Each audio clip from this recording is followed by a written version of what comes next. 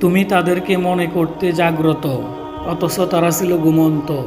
আমি তাদেরকে পাশ পরিবর্তন করাচ্ছি ডানে ও বামে, এবং তাদের কুকুরটি আঙিনায় তার সামনে 2 পা বাড়িয়ে আছে। যদি তুমি তাদেরকে উঁকি মেরে দেখতে, তবে নিশ্চয়ই তাদের থেকে পিছনে ফিরে পালিয়ে যেতে, এবং অবশ্যই তাদের কারণে ভীষণ ভীত হতে।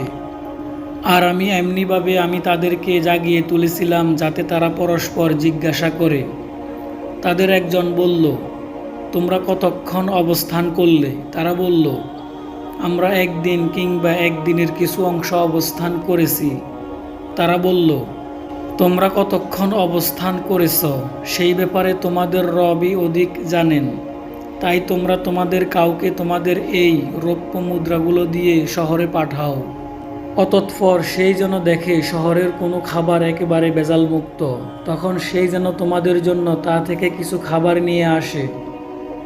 আর সে অবশ্যই সাবধানতা অবলম্বন করবে এবং কাউকে যেন তোমাদের ব্যাপারে না জানায়।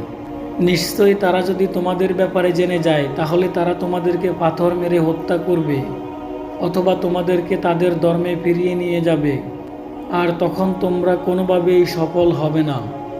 আর এমনিভাবে আমি তাদের ব্যাপারে লোকদেরকে জানিয়ে দিলাম, যাতে তারা জানতে পারে যে নিশ্চয়ই আল্লাহর ওয়াদা সত্য এবং কিয়ামতের ব্যাপারে কোনো সন্দেহ নেই। যখন তারা নিজেদের মধ্যে তাদের বিষয়টি নিয়ে বিতর্ক করছিল, তখন তারা বলল, তাদের উপর তোমরা একটি ভবন নির্মাণ করো।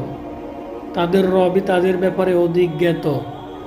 যারা গুহাবাসীদের উপর প্রাধান্য লাভ করেছিল, তারা বলল, আমরা অবশ্যই তাদের উপর একটি মসজিদ নির্মাণ করব।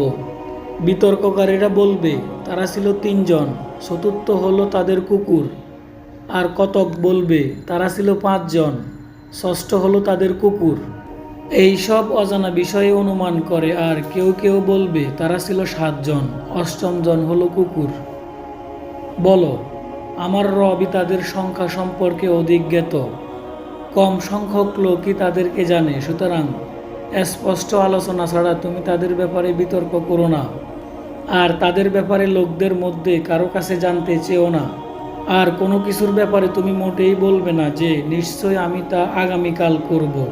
তবে আল্লাহ যদি চান, আর যখন ভুলে যাও, তখন তুমি তোমার রবের জিকির করো এবং বলো, আশা করি আল্লাহ আমাকে এর চেয়েও নিকটবর্তী সত্য পথের হেদায়েত দিবেন। আর তারা তাদের গুহায় অবস্থান করেছে 300 বছর, এবং এর সাথে অতিরিক্ত হয়েছিল 9। বলো, তারা যেই সময়টুকু অবস্থান করেছিল সেই ব্যাপারে আল্লাহই অধিক জানেন।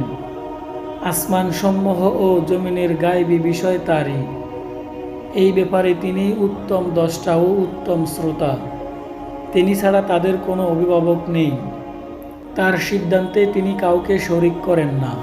আর তোমার রবের কিতাব থেকে তোমার নিকট যে ওহী পাঠানো হয়, তুমি তা তেলাওয়াত করো।